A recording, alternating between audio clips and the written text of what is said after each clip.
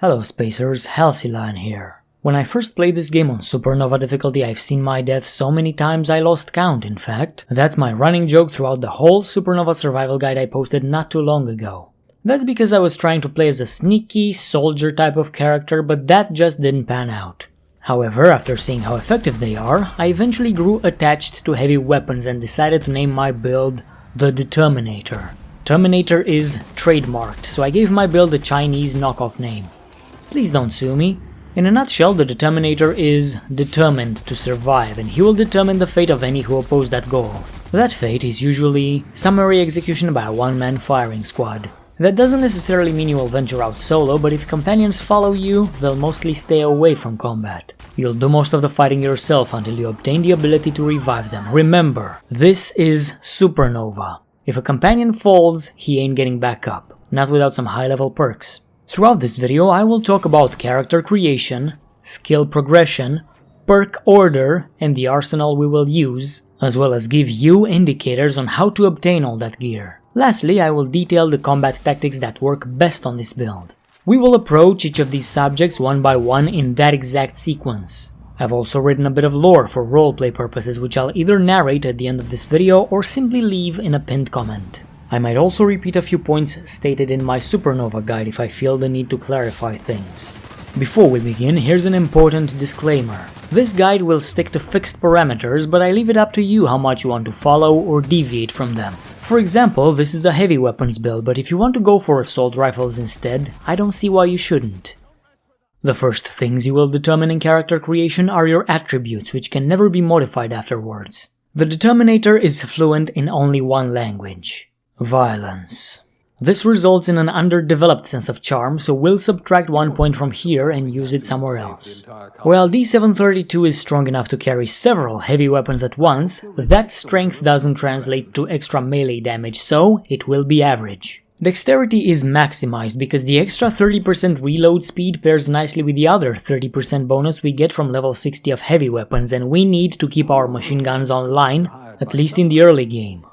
Genius level intellect is another attribute of the Determinator, as it drastically increases our crit damage and also boosts our technical skills.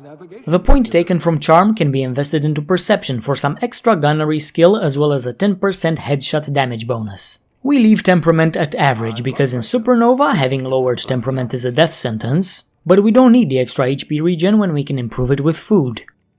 Next up, you have to select your skills. The ones we'll mostly focus on will be ranged and tech, with the first skill to level up to 100 being science, while our second priority is heavy guns. These are the two categories we will initially boost in character creation, but we won't rush them just yet. They will stay at level 20 until all of our core skills are developed enough for the character to be well-rounded. Just this once, I'll repeat what I've said in my Supernova survival guide and talk about the difference between main skills and core skills. Main skills are those that define our build once we specialize in them. If, for example, you play as a ninja type of character, your main skills will be sneak and one-handed melee. But if you go to the gym with the goal of having big biceps, you don't only train your arms. You also train your core so you can lift even bigger weights without injuring yourself.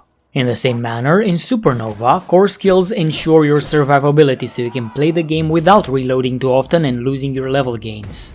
Core skills only need to be leveled up to 20 in order for you to have access to the first milestone each of these skills offer: maximum efficiency with minimal investment. For any build that you create, these core skills should always be: number 1, ranged, for the time dilation hit effects which can be used to cripple select body parts with a ranged weapon. In Supernova, this is an invaluable skill. Even on my melee build I leveled up pistols to 20 for this ability, and every time I'm outnumbered I pull it out and start shooting. Core skill number 2 is tech, mostly for the medical and science perks we get at level 20. These two also happen to be our main skills for the current build. Core skill number 3 is stealth, for its use in wealth acquisition.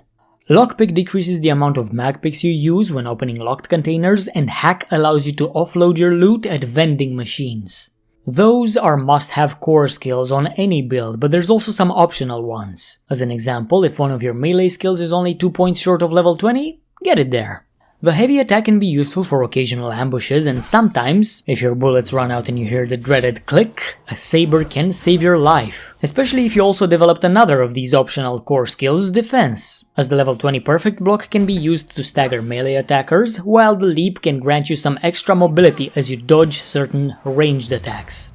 Finally, I also consider leadership a core skill because it helps keep my companions alive, but if you choose to leave them behind, not only do you save yourself some skill points, but also get access to the best perk in the game. Unfortunately, this perk is not a part of today's build.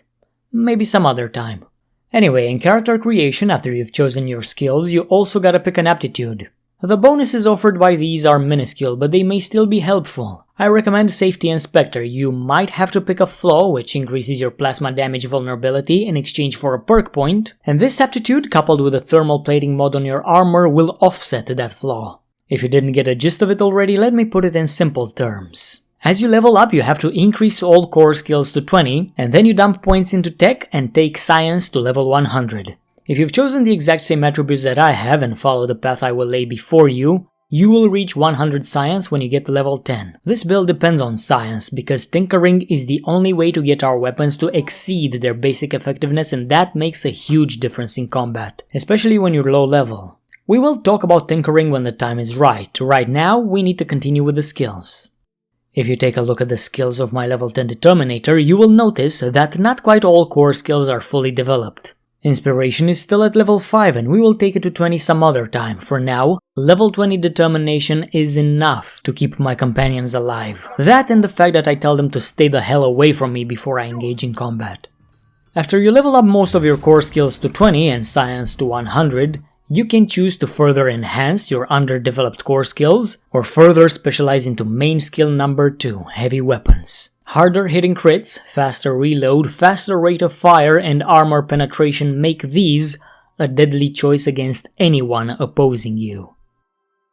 Now let's talk about the perks that work best on this build. First and most important on Supernova is toughness. Having more health not only means you sustain more damage, but your inhaler will also heal more. Quicken the dead and slow the world will improve the use of your tactical time dilation, which is the difference between life and death on this difficulty. A big health pool means you can take more damage, but proper use of TTD will prevent you from taking that damage in the first place. To put it simply, I've never survived a tough fight without using this mechanic. Since we don't have a lot of strength, we will need to sacrifice 1 perk point for Pack Mule, so we can carry more gear with us. Lastly, Cheetah is invaluable on Supernova, as you have to walk everywhere since you can't fast travel to anywhere but your ship. In my SSG I said you should take the Negotiator, but to be honest I rarely buy things from Trader. Faster run speed is so much better. This build reaches its optimal efficiency once you get the 6th perk point and you invest it in the Reaper. If you pay attention to how much I try to keep myself alive in this fight, you need to know that if I had the Reaper perk, I would have finished this fight in under a minute. Anyway, you need to be level 12 to grab this perk, but it can be obtained sooner if you accept a few flaws. After I get all these perks, I invest 1 more point into Harvester. After that, the perks you pick don't really matter. I personally chose Scanner, Salesman, and Pack of Pack Mules for the utility they offer. As for the tier 3 perks, Confidence is the best pick for combat, but I personally choose Don't Die on Me, so I can revive my companions in the unfortunate event of their demise. This allows me to put them at risk and drastically increase the damage we deal as a party, as I'm no longer the only one fighting. Without this perk, your companions are dead and gone when they fall in battle. Such is Supernova. Whatever perks you take from here don't matter that much, the build was already defined at level 12. Next up, gear. The arsenal you'll be working towards will include the Vermin revolver, a light machine gun, a heavy machine gun, and an energy weapon. And even though we may only equip 4 weapons at once, we will also carry a melee weapon in our inventory as a contingency. Machine guns tend to eat through our ammo stocks. But until we build that arsenal, we'll have to make do with whatever we find in the early game. The light pistol will be your first weapon until you get to the spaceship. There, in this locker, you will find a light AR, which you will be using until you find a proper assault rifle. After leaving the ship, I stop by this marauder camp, clear it out, circle around to ambush these guys, take their stuff, and then I stop by Edgewater where I talk to everyone, accept every mission, and requisition every bit of gear that I can. We don't know what we'll find in here, could be junk we could sell for a profit, or guns we're actually going to use. I hope you don't have any qualms about APOP. It doesn't really matter what you find in these containers since you'll be selling it anyway, because I'll give you some pointers to get to some really good gear. Anyway, accepted all the missions? Good. First mission we're going towards is named The Long Tomorrow, and it will lead us to the community center up this path to the north of Edgewater. Follow the road, loot every house, kill all enemies, you know the drill. Then we reach the community center. Clear the premises, enter the building, clear the building of hostiles and loot, get the medicine, get out. We won't complete the quest just yet, keep following the road north for a few steps, but then turn a little to the right and keep going till you reach this place, the Primal Pit. Here's where our main partner in crime is hiding, but before we liberate the area from primals, go back to the road till you reach these houses. You know what I'm about to say, but I'll still say it. Take everything that isn't bolted down, break into this locked home and grab the plasma rifle. I did recommend you to use an energy weapon, this will do for the moment. Now get back to the Primal Pit, kill every single last one of them, and right here we find our best friend. All Reliable. This is a weapon that lives up to its name because I used it until I reached level 16 and found an LMG Mark II, which offered much greater damage. I still keep All Reliable, I've given it to one of my companions and that little weapon still has my back, even though I'm no longer the one holding it. After this journey, my weapon loadout looks like this.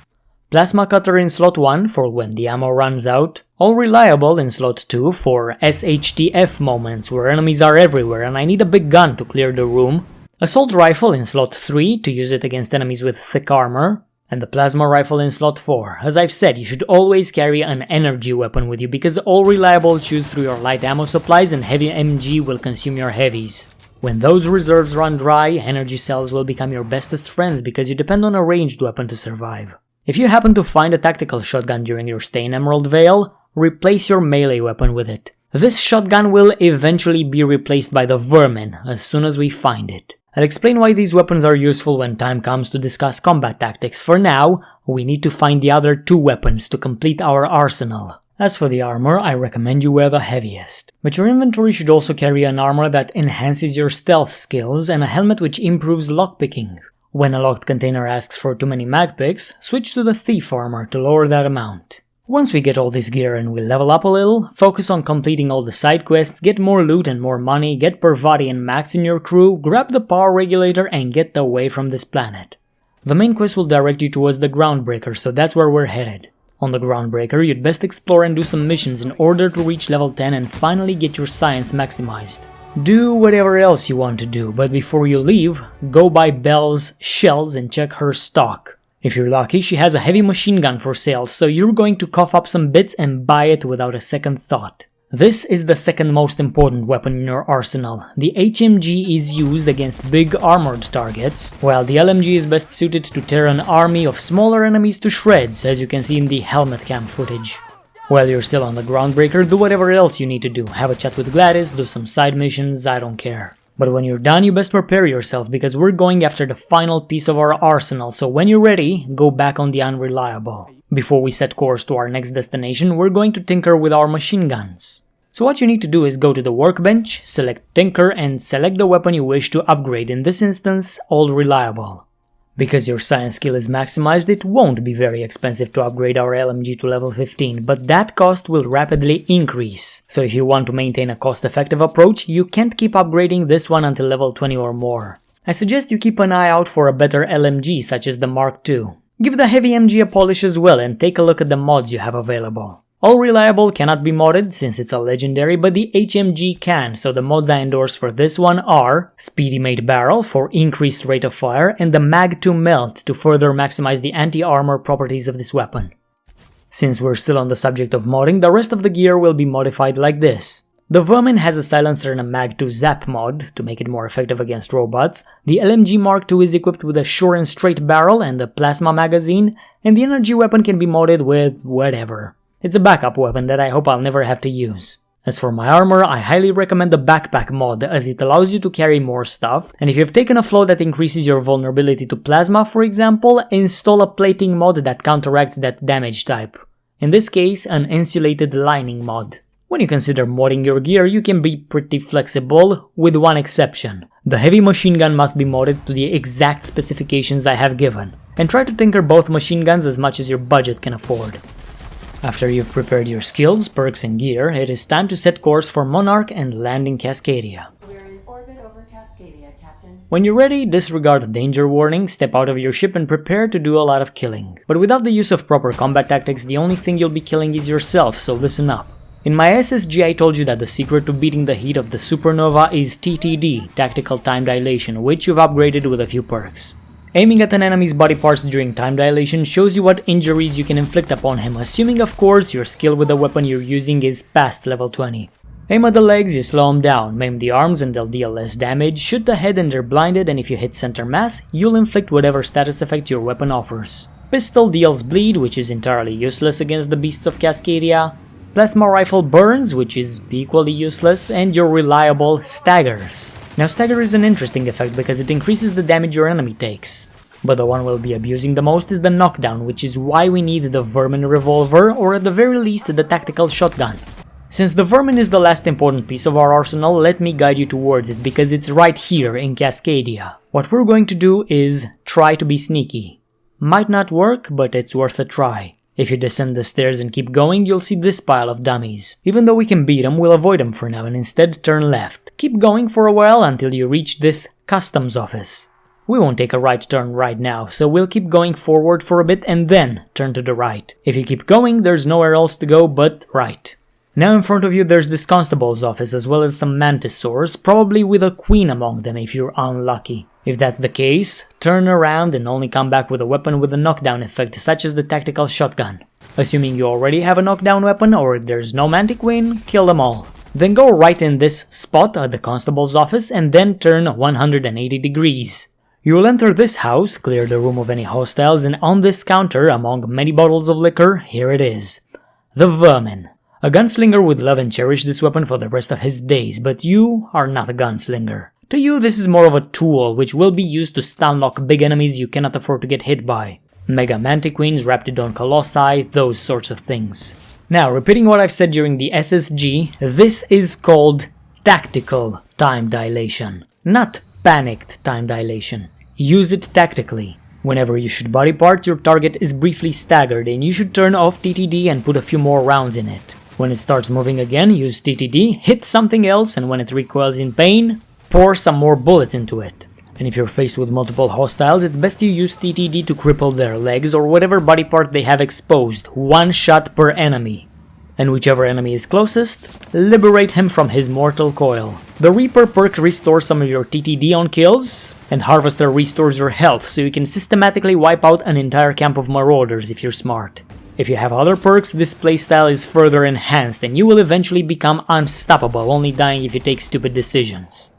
Use this knowledge in conjunction with everything else I taught you in the SSG and nothing will stand in your way. Another tactic I've come to abuse after publishing my previous video is dodging. You cannot dodge bullets, but you can sidestep out of the way of an incoming electrical charge or acid spit or plasma burst by double tapping your jump button. I cannot begin to tell you how many times dodging saved my life. I've used it so often that it's become second nature and I suggest you do the same. If an enemy is charging you with a melee weapon, dodge backwards. And if a ranged attack is coming at you at an arc, you can leap forward towards your enemy while the attack lands behind you. I reckon a high dodge skill is great for survival, but I managed just fine with only 20 points. Now the best way to showcase these tactics as well as the usefulness of the Vermin is to describe this fight with the two Mantiqueens blocking my path, which I beat when I was merely level 10.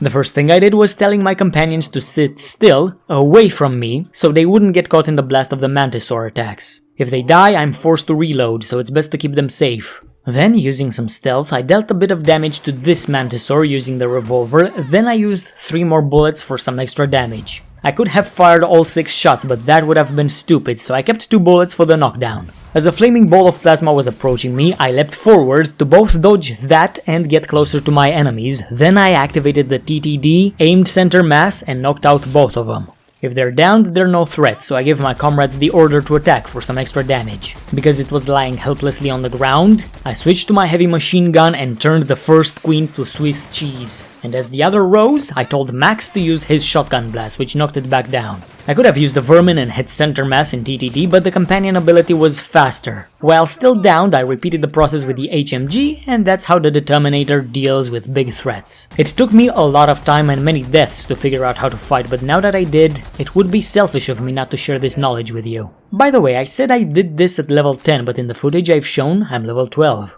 That's because this was done on another playthrough where I can also use the companion abilities. The level 12 scenario painted a better picture of what you can do with this build.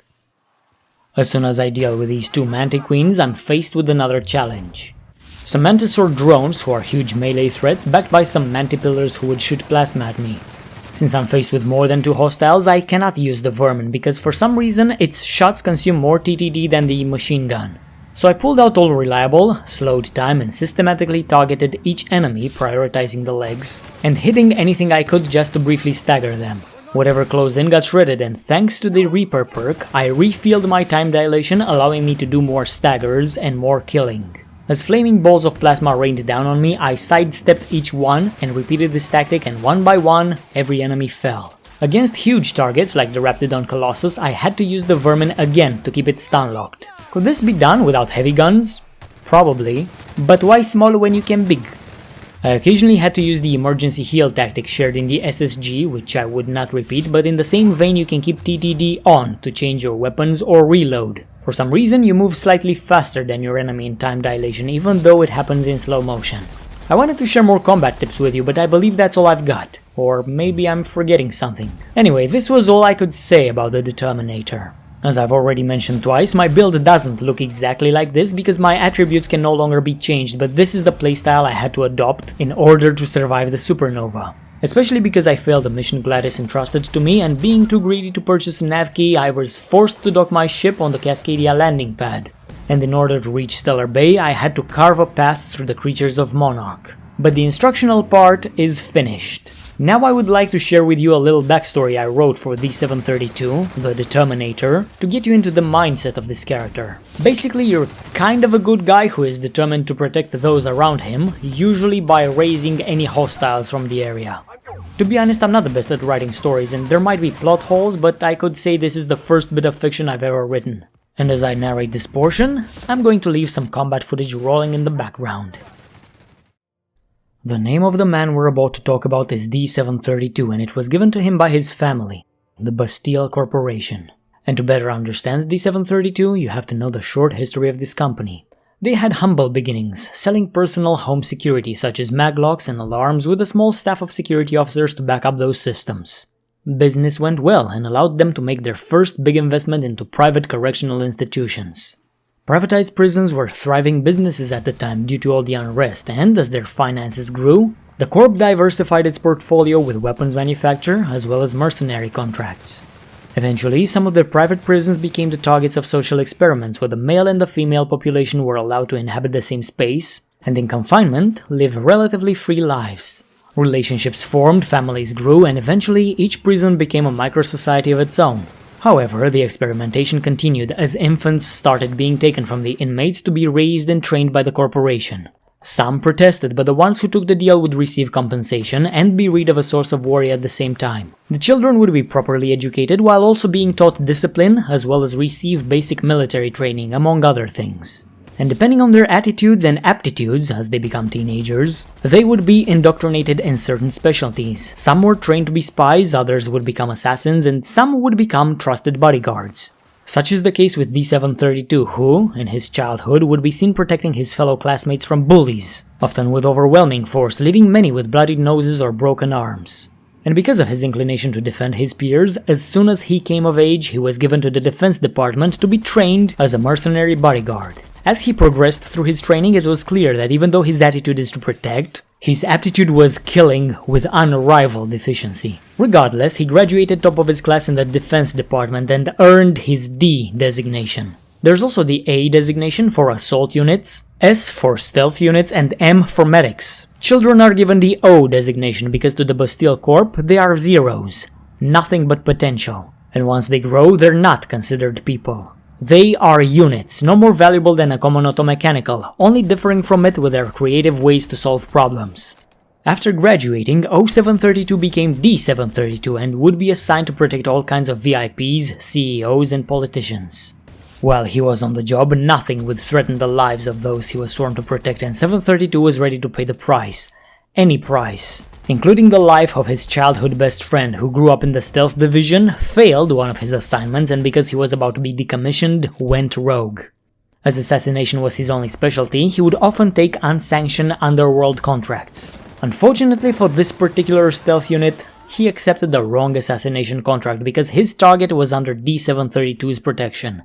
The only time 732 felt any strong emotion was when he removed the mask worn by the assassin, but even so, he diligently continued working as intended for many years, even earning himself a reputation. In the underworld, some would even call him the Deterrent, because while he was under contract, would-be assassins would turn tail and run, hoping the bodyguard's contract would expire before theirs did. But the corpos of Bastille had other plans. Grand plans involving an entire system. But they had one shot and it had to be done the right way. So they devised a strategy. As stipulated in the defense unit's contract, if the target dies under his protection, the unit is to be decommissioned. And Bastille's plan was to dispatch a team of Black Ops stealth units to assassinate the very same target under D732's protection, covertly breaking their own contract as well as the Deterrents in pursuit of their grand plans. Plans born out of the discovery of a space anomaly by a Bastille scout ship, which could revolutionize space travel. 20 stealth units were sent for this mission. A few of them were meant to distract, others were meant to kill the target, and some were given specific instructions for the Deterrent to be tranquilized in the chaos. As the VIP was escorted to his destination with a route planned by Bastille, 20 highly trained assassins synchronized their attacks in a well-orchestrated ambush. 5 of them fell before they took a single shot, but because they attacked from every direction, the target was eliminated, as well as the rest of the security detail. 12 more assassins fell before D732's retaliatory gunfire, but eventually, he succumbed to the tranquilizers he was hit with during the ambush. As he fell into a deep sleep, a vehicle immediately appeared, grabbed him, and went to Bastille's HQ. When he woke up, he was given a stern talk about failure, and was told that because of it, he will have to be decommissioned. But because killing him would be a waste of his abilities, he was given one more chance at life, even though he didn't ask for it. D732 was given one more mission. Not a protection job, but something way more complex. To infiltrate the Halcyon system as a colonist and begin a process of destabilization of the whole corporate board, so that Bastille may eventually come, pick up the pieces and take control of the entire system. The mission was very complicated for a single man, but as he's proven himself, the Determinator possesses genius-level intellect, unmatched dexterity, and an ability to expertly clear out an entire room if need be. He was the perfect man for the job. The plan he got was not very detailed. Prove yourself, earn the trust of the board, get a bodyguard job, and when the time is right, during a board meeting, open fire and kill every last one. Not before single-handedly sabotaging key security stations and crippling the Navy. He was to receive no further instructions. In about 12 years' time, 2 years after his ship arrived, he was supposed to be contacted by a scout and given the signal to carry out the plan. Bastille would then send a war fleet through the anomaly, which happened to be a wormhole right at the edge of the Halcyon system, and assume control of the entire colony. They could have just mobilized their entire battle fleet, sent it through the wormhole and try to take on the fully organized board. Maybe they could have even succeeded, but if the attack failed, the board would surely learn about the anomaly and gain yet another advantage. And if the attack were to succeed, the Earth Directorate would have just declared their ownership of the Halcyon system illegitimate and imposed dire consequences on a weakened Bastille Corporation. As such, the executives of Bastille patiently waited for the Hope to arrive in Halcyon and for their agent to destabilize the region, before they could prove to the Directorate that the board is incompetent and unable to manage the system. And they waited, and they waited. But that plan would never come to fruition because D732 was frozen on the Hope, drifting through space at sublight speeds. The scouts sent by TBC could not get in contact with him. News of the Hope eventually reached Earth and that plan couldn't be executed. There were a few attempts, other agents were sent, but they all perished before they could achieve anything of note. As such, the Bastille Corp couldn't risk a full-scale assault on the board, fearing the consequences of their failure, and decided to cut their losses and sell the location of the wormhole to other corporations on Earth for a sizable profit. Unfortunately for the buyers, the wormhole already became unstable, and just as the expeditionary fleet entered, one by one the ships would be torn asunder by anomalous gravitational forces, and this would reflect badly on Bastille.